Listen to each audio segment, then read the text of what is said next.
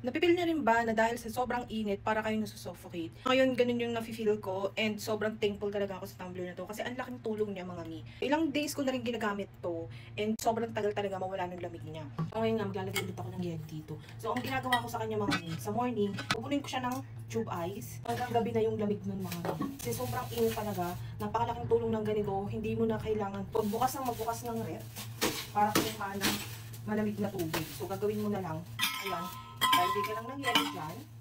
And hanggang gabi na yan mga mi, I swear. Kapag nauubos yung naman ng tubig ng tumbler ko na to, nag-refill lang ako ng tubig, pero yung yelo niya nandyan pa din. So napakalaking tulong po ganito mga mi.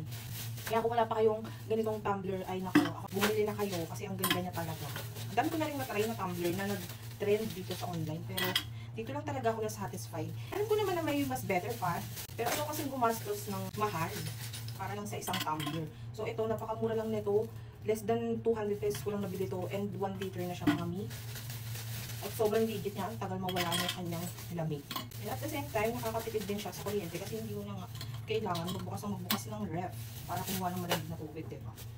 So, ayan, napunuan ko na siya. So, lalagyan ko lang to ng water. Ganyan yung itsura niya mga mi. Ayan, hanggang gabi na yung lamig niyan. Once na maubos yung tubig niyan, refill lang ako ng refill ng water. Pero yung ice niya is nandyan pa din. So, ayan, napakalaking tulong nito ngayon para mapawi yung init na nararanasan natin ngayon. Kasi grabe talaga mga mi. Minsan, para ako nasusuffocate sa sobrang init. Kaya naman, kung gusto nyo rin ng tumbler nito, nasa yellow basket or comment section lang to.